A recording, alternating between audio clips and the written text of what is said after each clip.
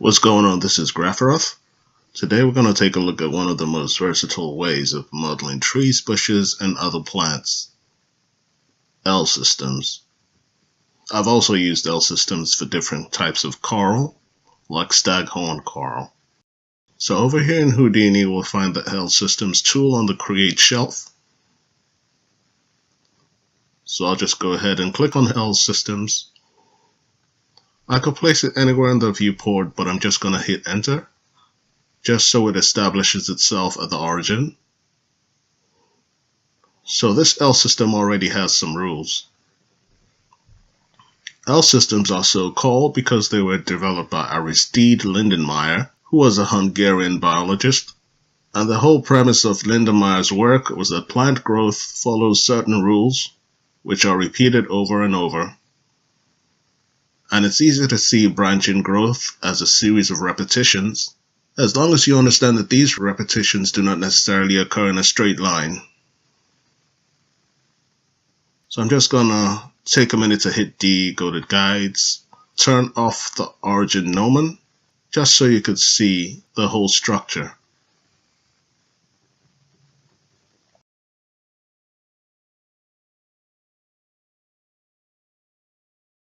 So I'm going to double click to dive into the L system.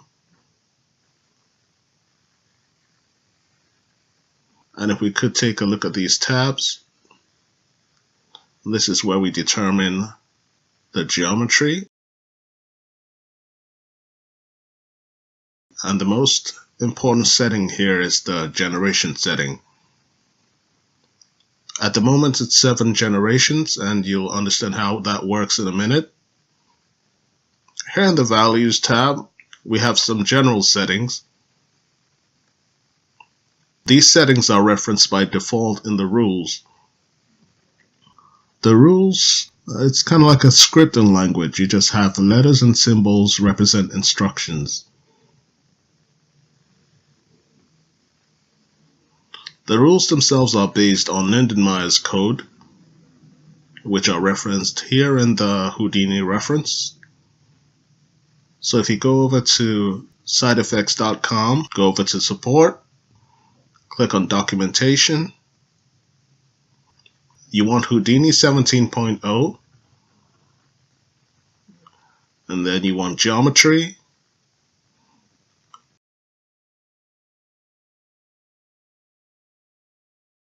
Modeling, create geometry, L systems,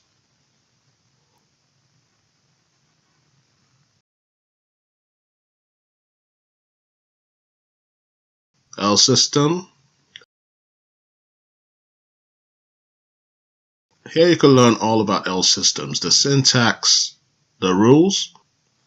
F or H tells Houdini to create a segment or half segment. Other letters like A and B are used to represent a node at the end of a segment, and the node itself could represent a branch or some other structure built up with F segments or H segments in different configurations.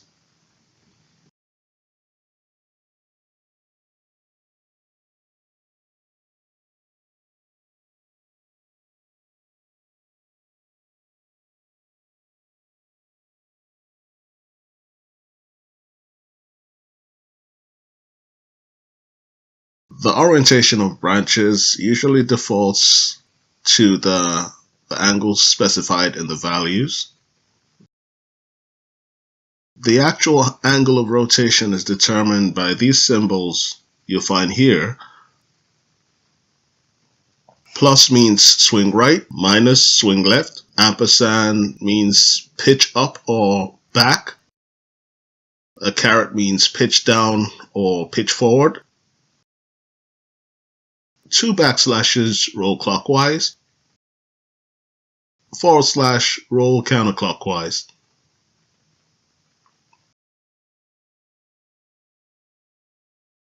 So here are the rules.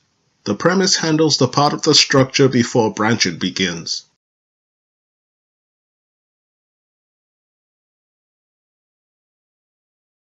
Just like in a real tree, a branch might follow some structural rules, but the trunk stands on its own. So the premise describes the trunk or the stalk. And this premise tells Houdini to build 3 F segments, and an F segment is just about that long. That's the length of an F segment.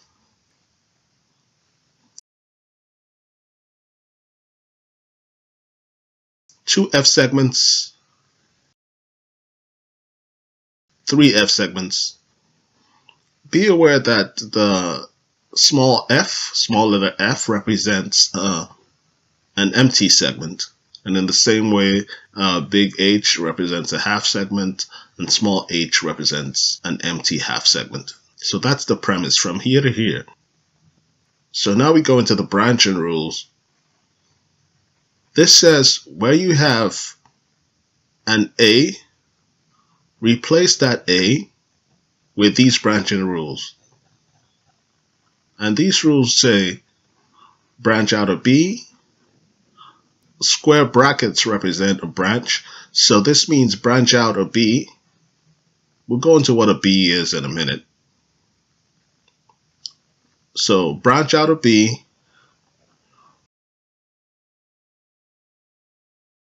roll around the center 4 times, then branch out another B, roll around the center another 4 times, and then continue as a B. So this isn't a branch because there are no square brackets. It's just a continuation of the 3 F segments in the premise. B is defined here. B is just basically another 3 F segments and an A, which was defined in rule 1. So this is just a way of having the branching rules repeat over and over. The ampersand, like we mentioned, means pitch up, or in this case, pitch backward. So this basically says, first thing, pitch up or backward, then build 3 F segments, then build A. Over here in the geometry tab, we have 7 generations, which gets to build the A and the B rules about 3 times each. So if we had 2 generations, we get the first premise and 1 run. You just get this and 1 run of this, of A and B.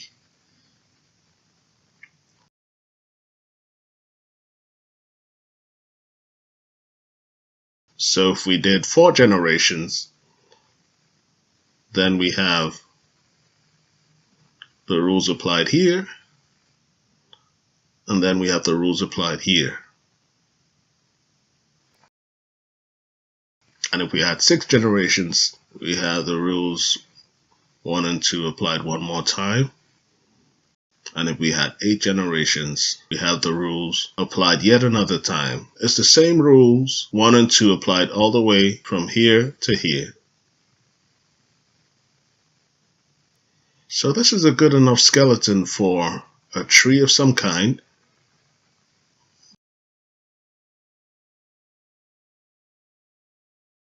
But we don't just want a skeleton, we want a tube. Just so that we have some volume to it.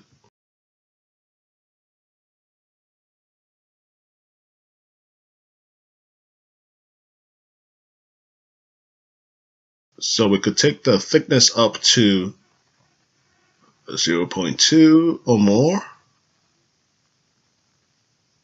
And then we could turn down the thickness scale. This just scales it down with each subsequent generation. So we could have something like this. And we could also take the rows and turn them up. So we have it nicely rounded.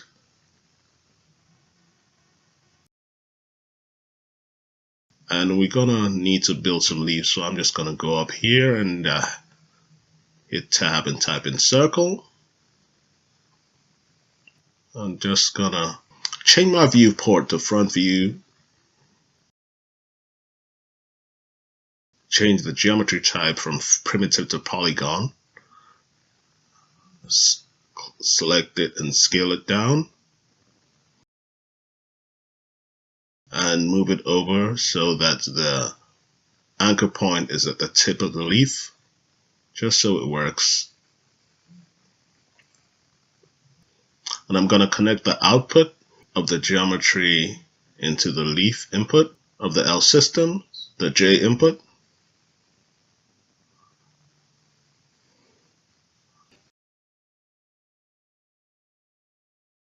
And add the constant J named for the input. The first input is the J input.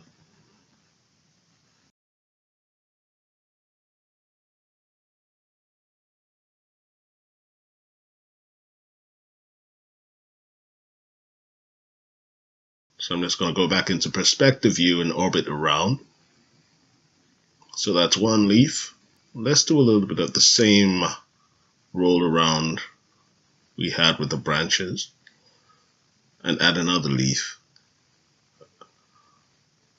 Alright, let's add a third leaf. Roll around 4 times and add another leaf, a J leaf.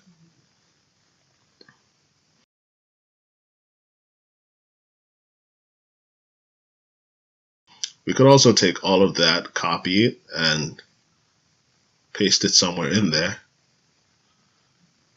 Let's see what that does.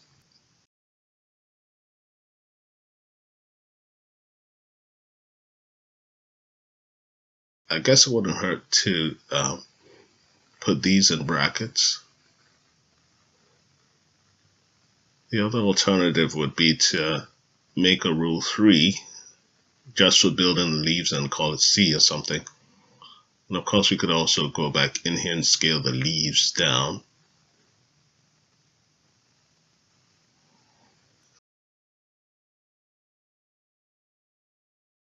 Let's add some fruit. I'm going to hit tab, type in sphere, and connect that into the next leaf input, the K input. So I'm going to go back in the L system and add a K.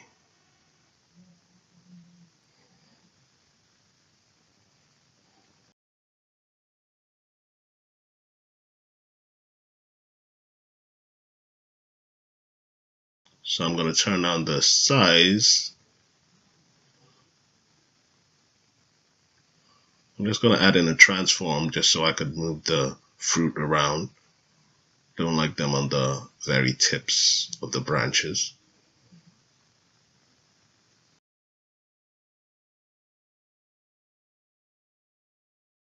There's so much more you could do to the leaves, you could do to the fruit, and you could do to the L systems.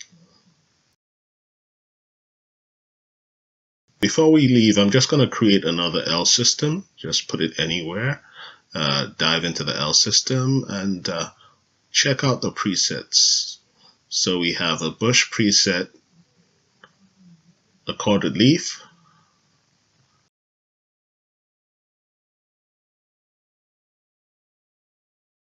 gnarly tree.